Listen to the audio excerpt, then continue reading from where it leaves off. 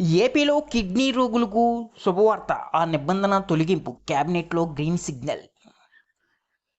AP cabinet kidney రోగులకు ఊరటనిచ్చే నిర్ణయం తీసుకుంది. ఇకపై సమీప బంధువులు నుంచి కిడ్నీలు తీసుకునేందుకు కేబినెట్ ఆమోదం తెలిపింది. నిన్నటి వరకు కేవలం కుటుంబ సభ్యుల నుంచి కిడ్నీలు తీసుకునే అవకాశం ఉండేది.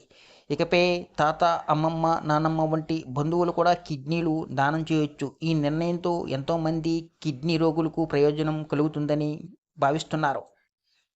ఈ వీడియోని ఎక్కడ స్కిప్ చేయకుండా పూర్తి వరకు చూడండి, లేకపోతే మీకు పూర్తి సమాచారం అందదు. ఎవరైనా కొత్తగా ఈ వీడియో కానీ చూస్తున్నట్లయితే మా ఛానల్ని సబ్స్క్రైబ్ చేయడం మాత్రం మర్చిపోకండి. ఇక వివరాల్లోకి వెళ్తే, మన ఆంధ్రప్రదేశ్ ప్రభుత్వం కిడ్నీ రోగులను తీపి కబురు చెప్పింది.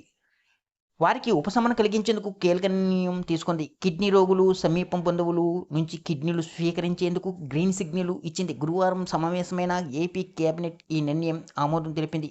గతంలో కుటుంబ సభ్యుల నుంచి మాత్రమే కిడ్నీలకు మాత్రము తీసుకునే అవకాశం ఉంది. ఇకపై అలా కాదు, తాత, అమ్మమ్మ, నానమ్మ కూడా కిడ్నీలు దానం చేయొచ్చని రాష్ట్ర వైద్య ఆరోగ్య శాఖ మంత్రి సత్యకుమార్ తెలిపారు. ఏపీ కేబినెట్ సమావేశంలో మరో కీలక నిర్ణయం తీసుకున్నారు.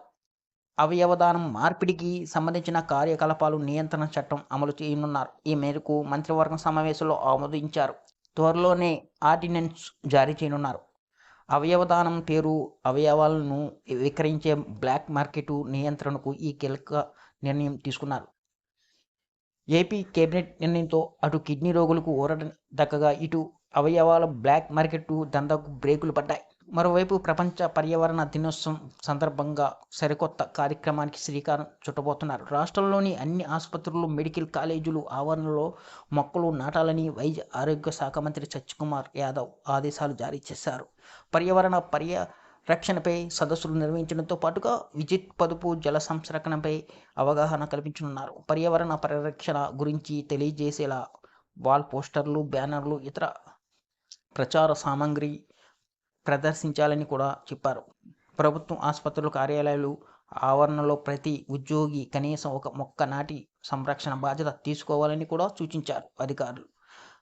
ఇక మంత్రి సత్యకుమార్ అమరావతిలోని సచివాలయంలో కార్యక్రమాలకు సంబంధించిన అంశాలపై ప్రభుత్వం అధికారులతో సమావేశం నిర్వహించారు. రాష్ట్రంలో నేత్ర, నేజ వైద్య సేవల విస్తరణ, అంధత్వ నివారణ కార్యక్రమాలు, ప్రజలకు నాణ్యమైన కంటి వైద్య సేవల అందుబాటులో భవిష్యత్తు కార్యాచరణపై అధికారులతో చర్చించారు. వచ్చే గోదావరి పుష్కరాలు సందర్భంగా ప్రత్యేక కంటి వైద్య శిబిరాలు పెట్టేందుకు చర్యలు తీసుకోవాలని అధికారులను ఆదేశించారు. అలాగే ప్రజలను మరింత మెరుగైన నేత్ర వైద్య సేవలు అందించే దిశగా చేపట్టవలసిన చర్యలపై సూచనలు చేశారు.